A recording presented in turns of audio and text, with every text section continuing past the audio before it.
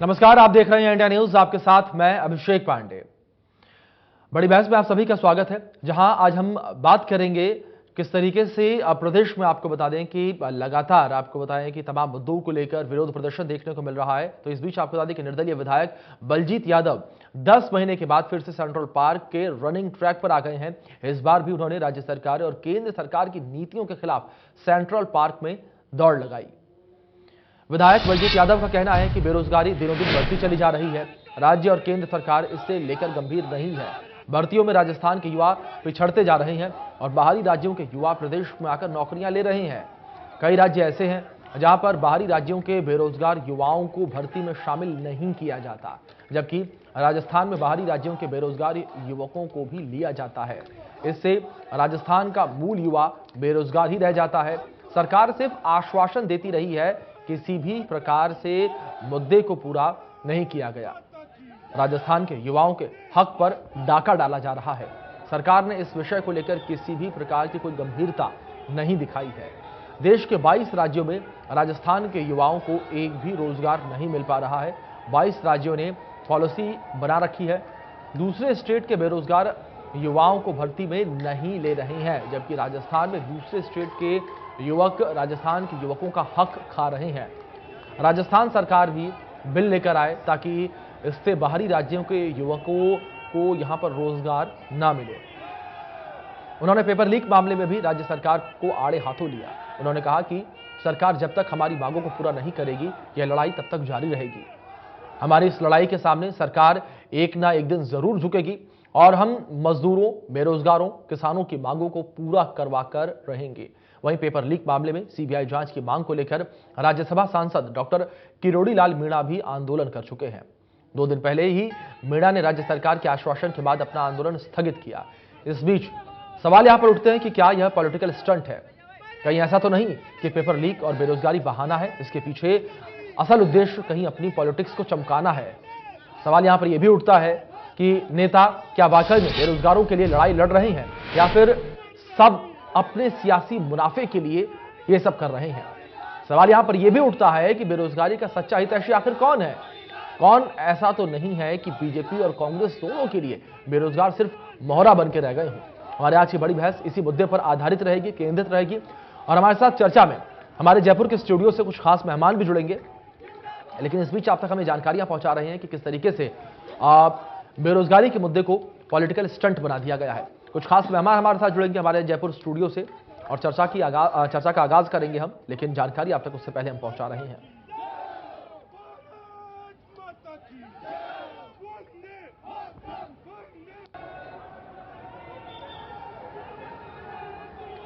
तो यहां पर जिस तरीके से लगातार आपको बता दें कि विरोध प्रदर्शन जो है देखने को मिला और आपको बता दें कि एमएलए और सांसद दोनों धरने पर नजर आए और सरकार को एक बात पर लगातार घेरा जा रहा है, वो है बेरोजगारी का मुद्दा, पेपर लीक का मामला।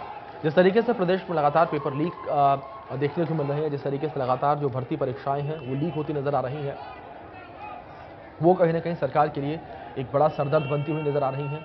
दूसरी ओर आपको बता दें कि जिस तरीके से इससे जुड़ा मुद्दा बेरोजगारी का, युवा जो है लगातार बेरोजगार है। युवाओं के लिए तमाम घोषणाएं की जा रही हैं, सरकार की ओर से तमाम दावे किए जा रहे हैं, लेकिन उसके बावजूद यहां पर आपको बता दें कि लगातार सरकार को युवाओं के नाम पर घेरा जा रहा है।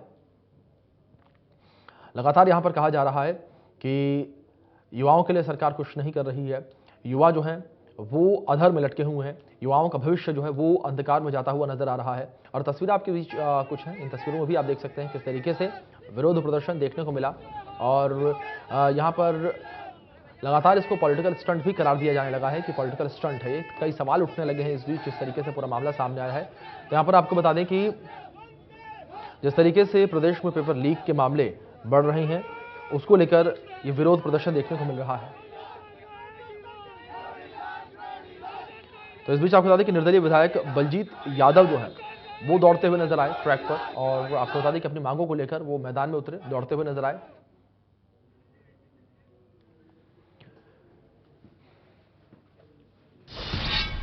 चलिए आज की चर्चा शुरू करते हैं। हमारे साथ कुछ खास मेहमान हमारे जयपुर स्टूडियो से जुड़ गए हैं, आपका परिचय उनसे करवा दूं मैं। हमारे साथ वीरेंद्र शर्मा जी जुड़े हैं, बीजेपी से नेता है।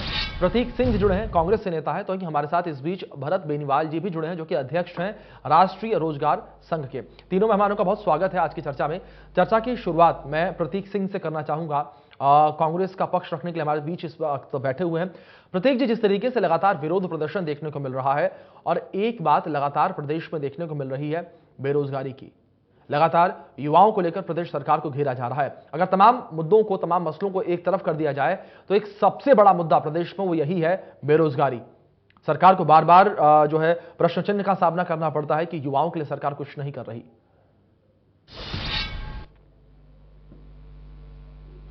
देखिए, जब 2013-2014 में जब चुनाव हो रहे थे केंद्र सरकार के, तो मोदी जी एक गाना गाते हुए घूमते थे कि हर साल 2 करोड़ रोजगार मैं को दूंगा। उस सालाना देने वाले थे, उसके हिसाब से 9 सालों में तकरीबन 17 करोड़ रोजगार उनको देने थे। उन्होंने संसद में ये बयान दिया है कि 22 करोड़ युवाओं ने सरकारी नौकरियों के लिए अप्लाई किया था और 7.5 लाख लोगों को नौकरी दी है। मतलब देखिए, देनी थी नौकरी 17 करोड़ लोगों को और नौकरी दी है सिर्फ 7.5 लाख लोगों को। अब राजस्थान पे मैं आऊंगा, और राजस्थान में अभी तक हम 1.5 लाख लोगों को रोजगार दे चुके हैं। 1 लाख की जो भर्ती है वो प्रक्रियाधीन है और 1 लाख के लिए आगे प्रस्तावित है। मतलब आप देखिए, जो राजस्थान के आसपास के कोई सा भी आप स्टेट देख लीजिए, गुजरात, हरियाणा, मध्य प्रदेश, उत्तर प्रदेश, कोई भी राज्य ऐसा नहीं है जिसने 3.5 लाख युवाओं को नौकरी दी हो।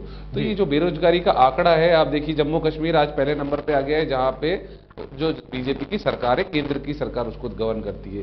जहां डबल इंजन की सरकार है हरियाणा, वो बेरोजगारी में दूसरे नंबर पर है। और उसके अलावा आप देखिए दिल्ली, आसाम, त्रिपुरा, ये भी बहुत ज्यादा पीछे नहीं है, इसमें भी 16-16, 17-17% की बेरोजगारी की दर है। तो ये बेरोजगारी की दर राज्यों में इसलिए बढ़ रही है कि राज्य तो अपनी तरफ से काम कर रहे हैं, लेकिन केंद्र सरकार ने जो 2 करोड़ रोजगार देने का वादा किया था प्रतिवर्ष, वो उसके अंदर पूरी तरीके से विफल हो चुके। तो मोदी जी को इसके लिए माफी मांगनी चाहिए कि हमने गलत वादा किया था, और आगे बढ़ करके वो जो वादा किया था उसमें मैं कह रहा हूं कि ज्यादा नहीं तो 10-20%, 30% को तो उसको पूरा करना ही चाहिए।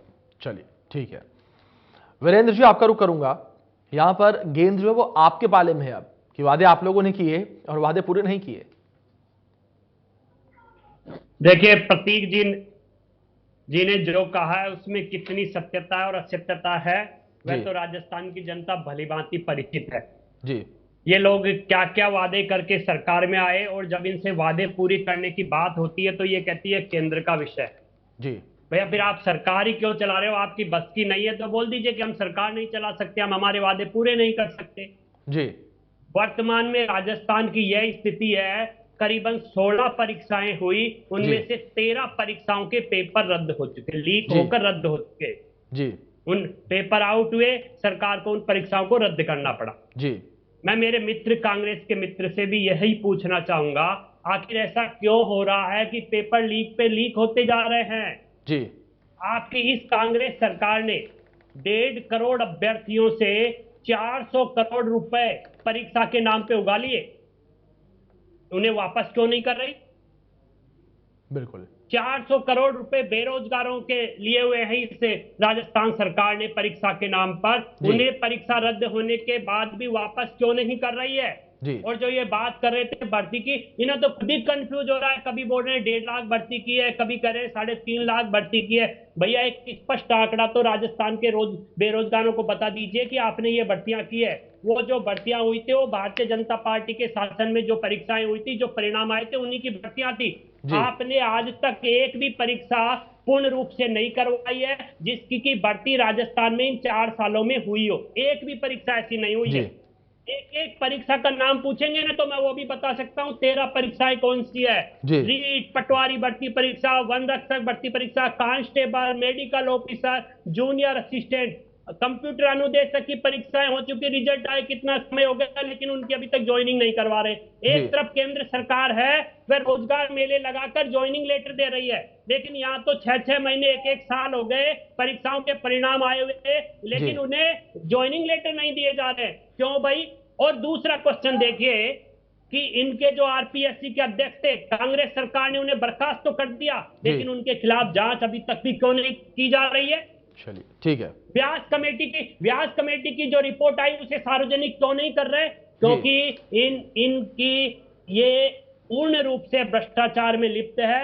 अगर किसी भी प्रकार की जांच हो जाती है निष्पक्ष रूप से, तो आप ये मानिए मुख्यमंत्री के साथ साथ इनके कई मंत्री हैं जो इन मामलों में लिप्त पाए जाएंगे। ये जो पेपर लीक हो रहे हैं ना कंटिन्यू लगातार, उनमें इनके मंत्री भी और मुख्यमंत्री भी सब लिप्त पाए जाएंगे। लेकिन ये जांच इसीलिए नहीं करवा रहे क्योंकि इनके ऊपर एक बड़ा राजनीतिक प्रेशर है। चलिए ठीक है, आप दोनों की ओर से जो तमाम दावे किए जा रहे हैं उन दावों को सच का आईना दिखाने के लिए हमारे साथ भरत बेनीवाल जी भी जुड़े हुए हैं, अध्यक्ष राष्ट्रीय रोजगार संघ से। भरत जी, आपका रुख करूंगा। आपने सुना है यहां पर दोनों मेहमानों को, वीरेंद्र जी, प्रतीक जी को, दावे किए जा रहे हैं दोनों लोगों की ओर से। आप कितना सच मानते हैं दोनों के दावों को? जी देखिए, दावे पक्ष और विपक्ष दोनों हमेशा दावे ही करते हैं और मैनिफेस्टो में बड़ी बड़ी बातें करते हैं और जितनी भी पार्टियां लगभग दावे करती हुई नजर आती है। अभी राजस्थान के हालात देखें तो क्राइम में नंबर 1 पे है। क्राइम में इनके मतलब जो बेरोजगार है, जो युवा है, उसको रोजगार नहीं मिल रहा, और जो रोजगार की कोई बात भी आती है तो पेपर लीक होते हैं, फर्जीवाड़े हो जाते हैं। तो युवा का जो दिमाग है वो धीरे धीरे वॉश होता जा रहा है और एक तरीके से आने वाले वक्त में अगर यही हालात चलते रहे तो शायद जैसे कई राज्यों में जैसे नक्सलवाद उभर गया और इस तरह की जो घटनाएं हैं ये होने लग जाएंगी बहुत जल्द, क्योंकि गैंगवार तो इस तरीके से हो रहे हैं जैसे कोई नक्सलवाद फैल ही गया हो पूरे राजस्थान में। क्राइम में नंबर 1 में, साइबर क्राइम में नंबर 1, महिलाओं पे जो अत्याचार हो रहा है उसमें नंबर 1 राजस्थान, और बेरोजगारी में नंबर 1, हर तरीके से नंबर 1 चल रहा है। तो ऐसे में जरूरी है कि सीएम को अपना हर चीज में संवेदनशीलता जो दिखा रहे हैं ना, ये सिर्फ और सिर्फ संवेदनशीलता उन्हीं लोगों के लिए दिखा रहे हैं जो लोग जैसे क्राइम कर रहे हैं उनके लिए संवेदनशीलता है, या पेपर लीक वाले हैं उनके लिए संवेदनशीलता है, या कोई फर्जीवाड़े से बैकडोर एंट्री कर गए और उनको परमानेंट करने में इनकी संवेदनशीलता रहती है। कोई भी आदमी आता है, आंदोलन करके बैठ जाता है, कहता है मुझे ये चाहिए, और संवेदनशीलता दिखाते हुए दे देते हैं, क्योंकि जो पढ़ने वाला युवा है वो तो आंदोलन करता ही नहीं है, वो तो अपने घर पे बैठ के अच्छे से पढ़ाई करता है, बेचारा तैयारी करता है। 4 साल से लोग लोन ले लेके बैठे हैं और लोन ले लेके पढ़ाई कर रहे हैं। पहले ही कोरोना ने कमर तोड़ रखी थी, ऊपर से सरकारें कुछ नहीं कर रही, तो ये बड़ा दुर्भाग्य है। राजस्थान का युवा पीड़ित है, किसान पीड़ित है, मजदूर तबका हो, मध्यम वर्गीय तबका हो, निम्न जो तबका सब तरीके से कच्ची बस्ती से रहने वाले एक नॉर्मल से नॉर्मल इंसान से लेके ऊपर तक लोग प्रभावित हैं। अगर कोई निहाल है तो बड़े बड़े नेता, मंत्री या कई बड़े अमीर लोग जो उल्टे सीधे काम करते हैं। तो ऐसे में राजस्थान सरकार का बजट भी आ रहा है तो कई लोग अपनी डेमोबाजी भी करना शुरू कर रहे हैं। कोई तो कह रहा है कि मैं ये करूंगा, छोटे मोटे आंदोलन कर देते हैं, कोई दौड़ के दिखा रहा है, कोई कुछ करके दिखा रहा है। जब जरूरत थी 4 साल तब किसी ने कुछ नहीं किया, वोट ले लेके जीत के आ जाते हैं। विपक्ष की भूमिका भी मजबूती से नहीं निभ पाई, तो राजस्थान में खुद सरकार ने खुद अपने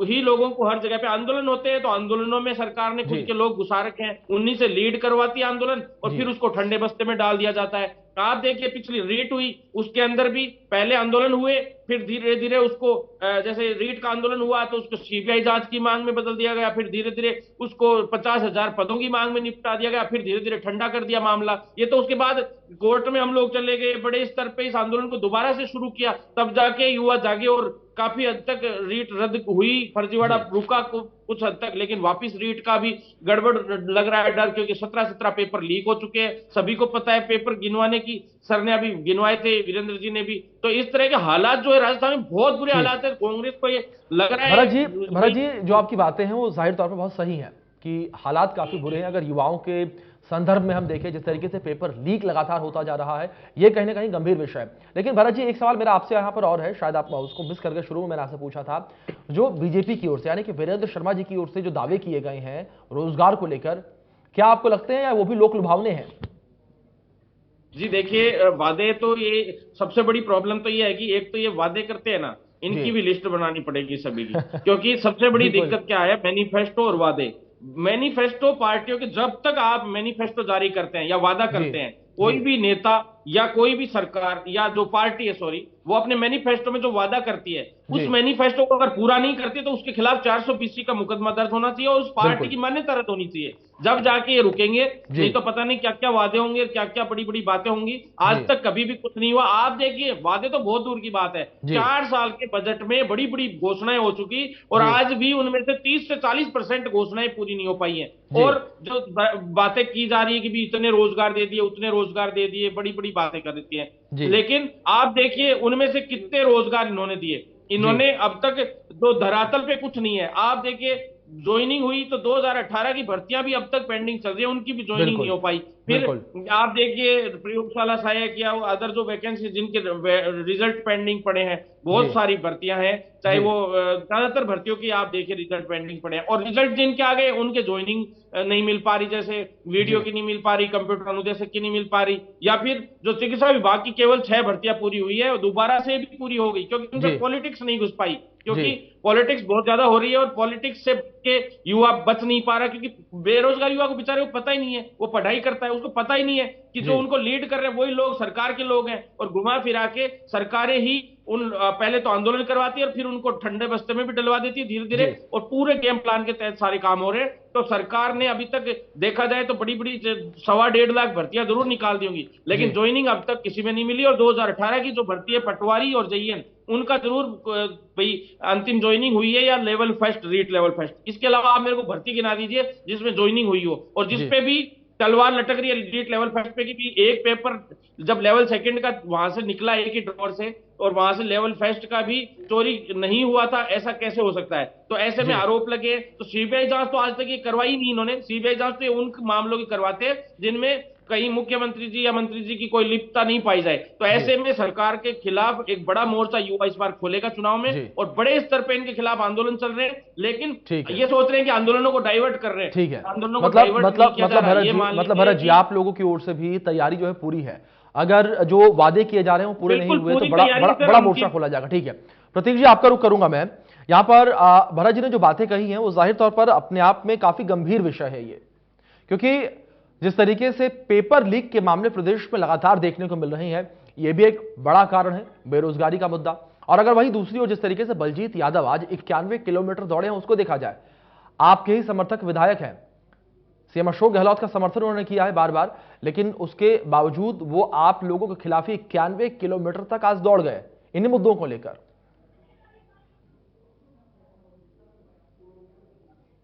देखिए मैं भरत जी और वीरेंद्र जी दोनों की बात कर रहा था।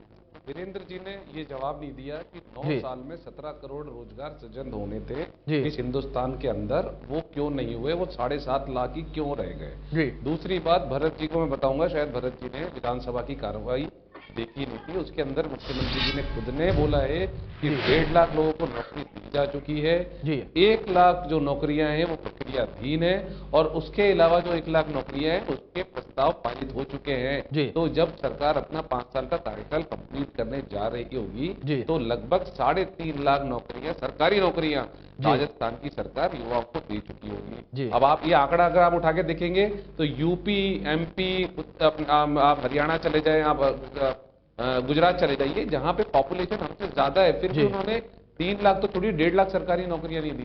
दूसरी बात पेपर लीक पे आऊंगा।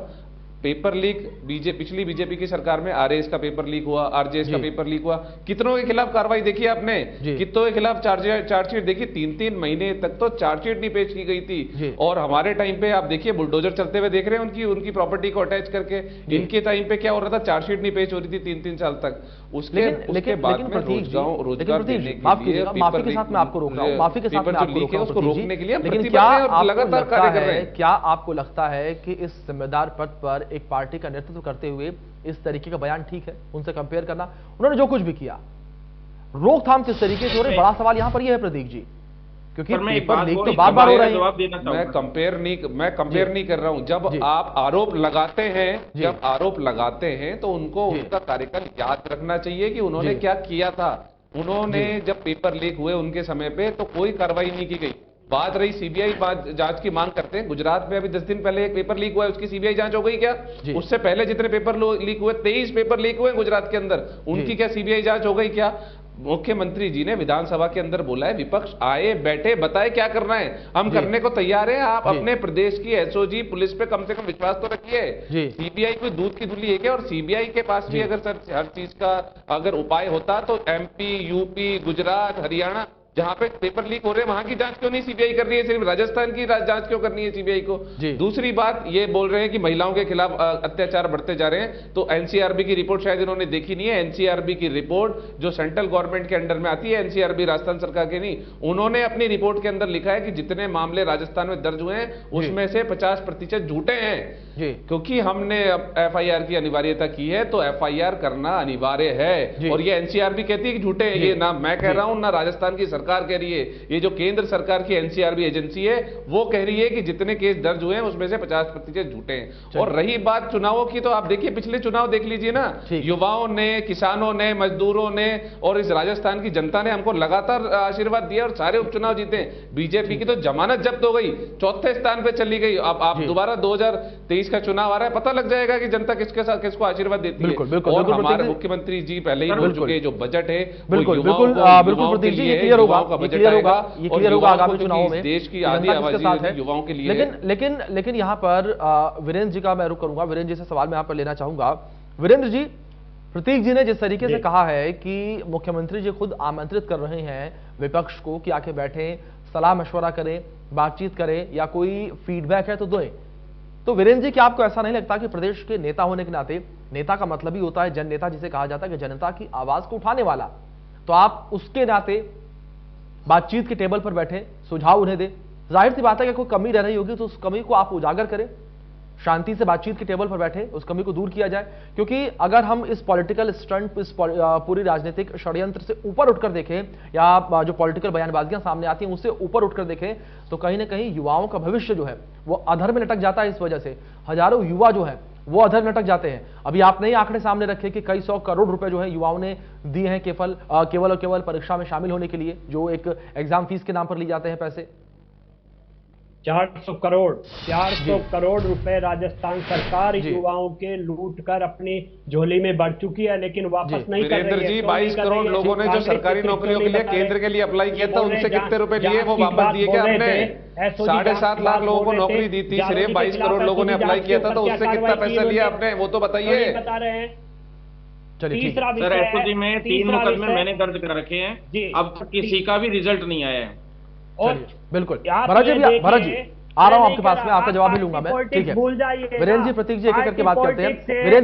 वीरेंद्र जी ये 400 करोड़ के मुद्दे से हट के जो सवाल आपसे किया है बातचीत वाला, क्या आपको नहीं लगता कि बातचीत के टेबल पर बैठकर इस मसले को हल करना चाहिए? कि आखिर कहां वो लूपहोल है, कहां पर वो लूपहोल है जिस वजह से बार बार पेपर लीक हो रहे हैं? मैं एक प्रश्न का एक जवाब देने के लिए तैयार हूं। चलिए ठीक है, क्योंकि इन्होंने क्या क्या कारनामे किए वो सब भरत बेनीवाल जी ने बता दिए हैं जी। आप कह रहे थे राजनीति से ऊपर उठकर, भैया हम राजनीतिक पार्टी के, आप हमें मानते हैं, हम हमारा पक्ष रख रहे हैं, तो आप भरत बेनीवाल जी की बात तो मान लीजिए। वो तो युवा की बात कर रहे हैं, उसका जवाब क्यों नहीं दे पाए कांग्रेस के मित्र?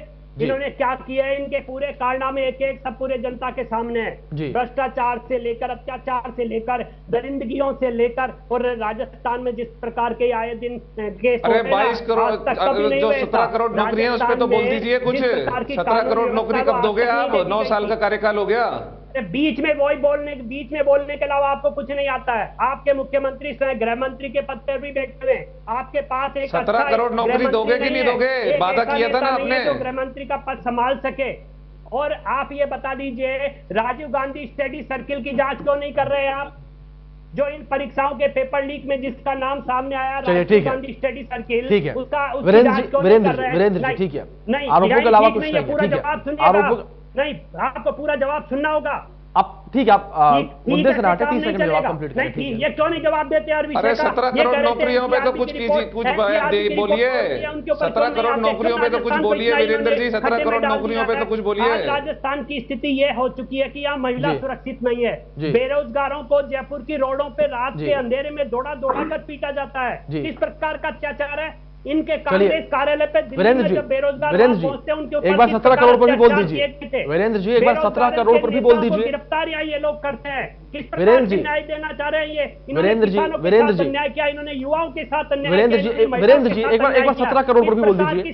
एक बार 17 करोड़ पर भी बोल दीजिए। बताएंगे मेरे मित्र। वीरेंद्र ठीक है, जा रहा हूं मैं प्रतीक जी के पास जाऊंगा, लेकिन एक बार आप भी 17 करोड़ पर बोल दीजिए। वीरेंद्र जी, मीडिया के ऊपर प्रतिबंध इन्होंने लगा रखा है, किस प्रकार? वीरेंद्र जी ऐसे सुनेंगे नहीं आप तो।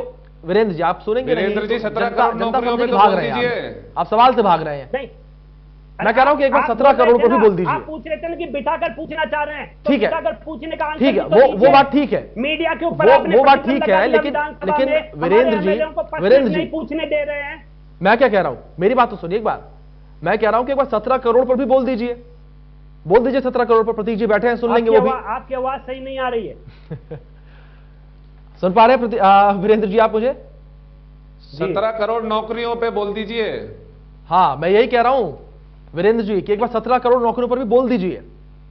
प्रतीक जी सुन रहे हैं?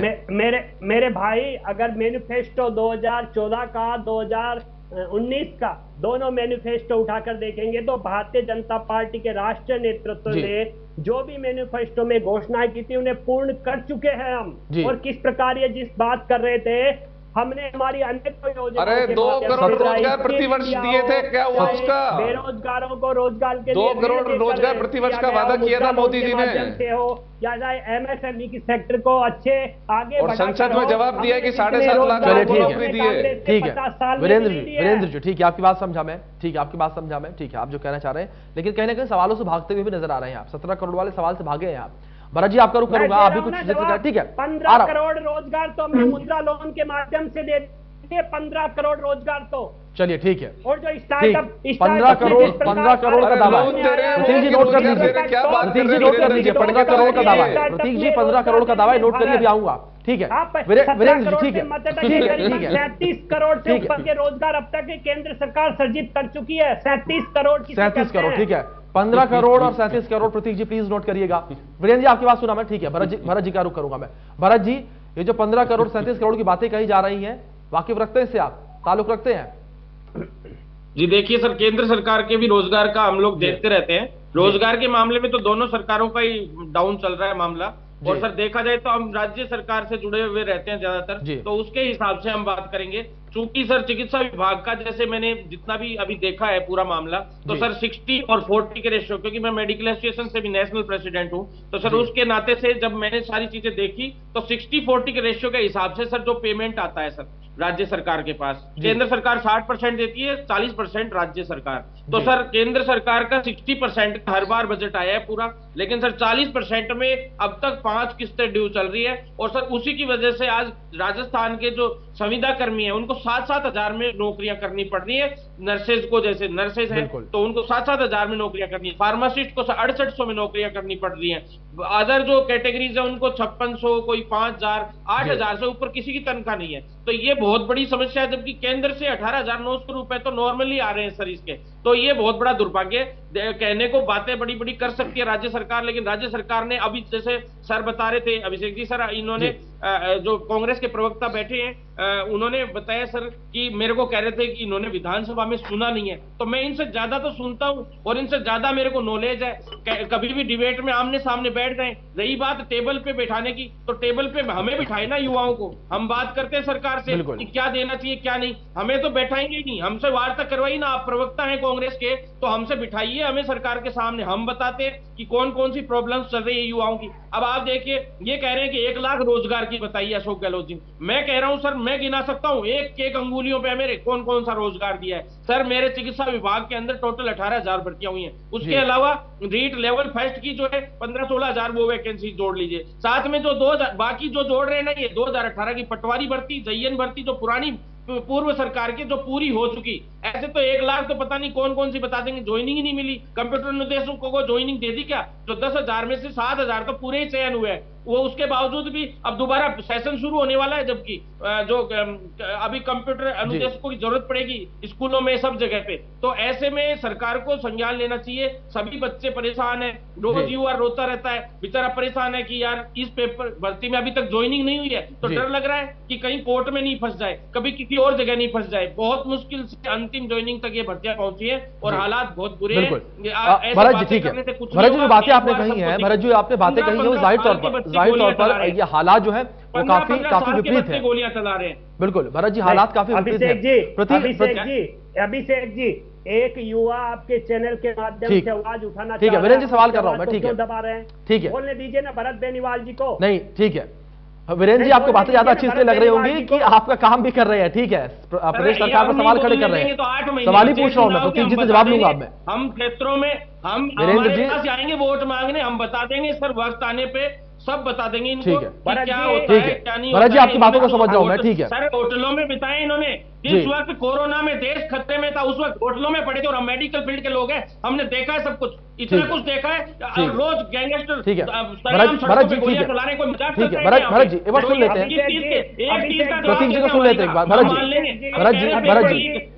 एक बार सुन लेते हैं प्रतीक जी को, उनका स्टैंड जान लेते हैं एक बार जान लेते हैं उनका स्टैंड भी। भरत जी, पेपर लीक हुआ है ना, आप यूं कह रहे हो फलानी भर्ती में पेपर लीक हुआ, भरत जी इस पर स्टैंड जान लेते हैं, स्टैंड जान लेते हैं, काफी सवाल इकट्ठा हो गए हैं। आप लोगों ने आवाज उठाई थी क्या? ठीक है, कांग्रेस में से कौन आया था बताइए आवाज उठाने? ठीक है भरत जी आप में से कौन आया था बताइए? भरत जी में से आई हो था क्या कोई? आपने मुद्दा उठाया? भरत जी एक बार सुन लेते हैं, ठीक है, ठीक, आपकी जो मांगे हैं, आपकी जो बातें काफी जायज हैं।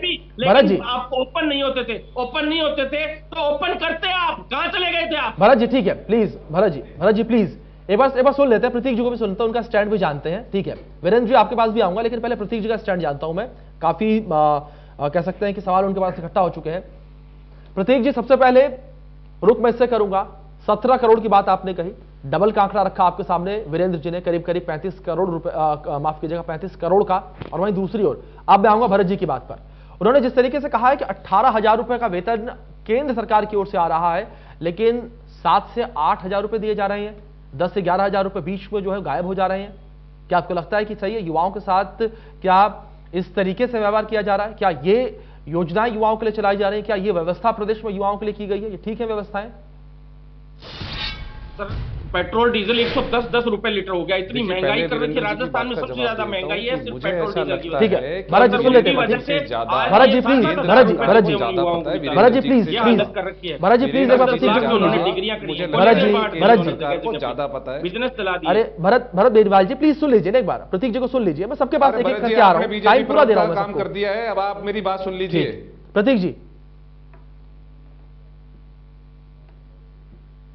अपनी बात रखें। लगता है वीरेंद्र जी से ज्यादा केंद्र सरकार के पास में आंकड़े ज्यादा हैं और उनको ज्यादा पता है। तो 2022 के अंदर संसद में एक सवाल पूछा गया था कि आपने कितने लोगों ने सरकारी नौकरी के लिए अप्लाई किया केंद्र की और कितने लोगों को नौकरी दी, तो उसके अंदर केंद्र सरकार ने जवाब पेश किया है, संसद के अंदर रिकॉर्ड है ये, क्योंकि संसद की कार्यवाही पूरी रिकॉर्ड पे जाती है। उसके अंदर बोला गया है कि 22 करोड़ लोगों ने अप्लाई किया था सरकारी नौकरी के लिए और सिर्फ 7.5 लाख लोगों को नौकरी मिली है। ये जैसे बता रहे हैं कि 37 लाख लोगों को इन्होंने 37 करोड़ लोगों को नौकरी दे दी। आप देखिए इस देश के अंदर 80 करोड़ लोग तो गरीबी रेखा के नीचे हैं, जिनको फ्री में अनाज देना पड़ रहा है। तो अगर इन्होंने 37 करोड़ लोगों को रोजगार दे दिए होते तो 37 करोड़ परिवार होते वो, तो 37 करोड़ परिवारों को अगर नौकरियां मिल जाती तो उनको फ्री में अनाज थोड़ी देना पड़ता। तो इनके इस झूठ को तो मैंने यहीं पे पर्दाफाश कर दिया।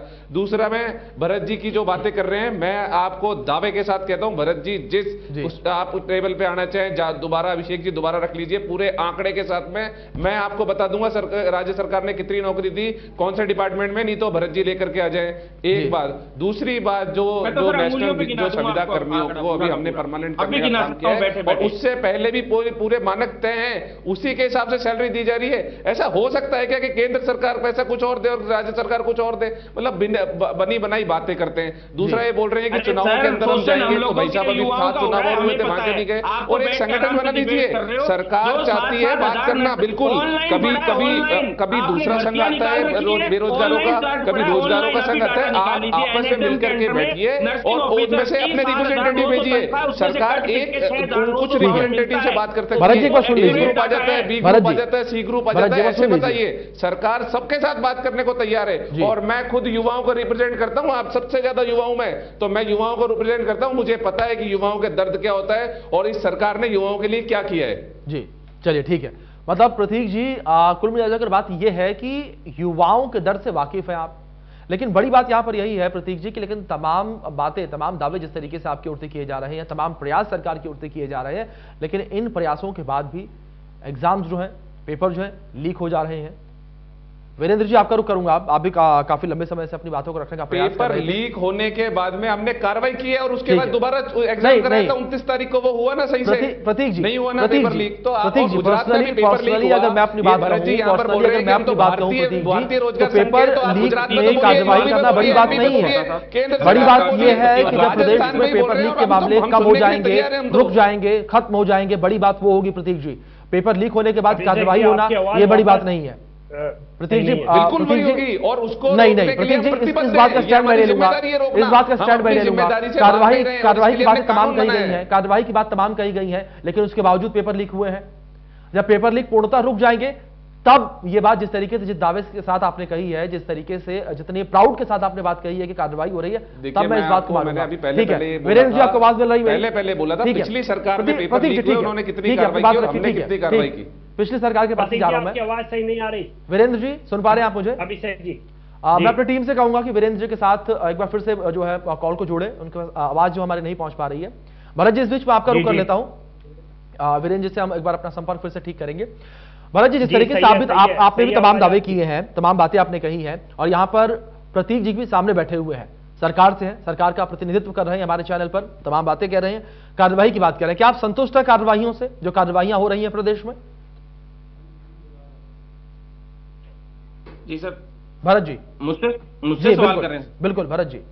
जी सर, हम लोग तो सर संतुष्ट नहीं है, क्योंकि एसओजी में 3 मुकदमे मैंने दर्ज करा रखे हैं, जिसमें से एक का भी रिजल्ट नहीं आया। पैरामेडिकल भर्ती में बड़ा फर्जीवाड़ा हुआ, 419 फर्जी लोग पकड़े गए, बाहर से डिग्रियां लेकर आ गए, मेरिट आधार पर भर्तियां इन्होंने कर रखी है। मैं इनसे एक सवाल पूछना चाहता हूं, ये इतनी बड़ी बातें कर रहे हैं सर प्रतीक जी सर, तो मैं प्रतीक जी से एक बात पूछना चाहता हूं, क्या आपकी सरकार पेपर लीक में लिप्त है या नहीं है? वो मैं किस आधार पे वो पूछ रहा हूं वो बताता हूं मैं आपको।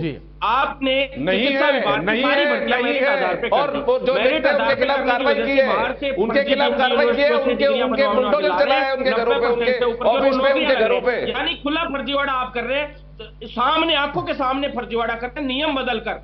आप ही के अधिकारी और मंत्री और सभी लोग इन्वॉल्वमेंट है उसमें, और आपने जानबूझ के लिखित परीक्षा से भर्तियां नहीं हो रही हैं कि पेपर ले लो, जिसमें दम होगा वो सेलेक्ट होके आ जाएगा, पारदर्शिता रहेगी, लेकिन जानबूझ के मेरिट आधार पे भर्तियां कर रहे हैं, खुला फर्जीवाड़ा नियम बदलकर किया जा रहा है। तो क्या पेपर लीक में आप लोगों का हाथ नहीं होगा, आपकी सरकारों का हाथ नहीं होगा?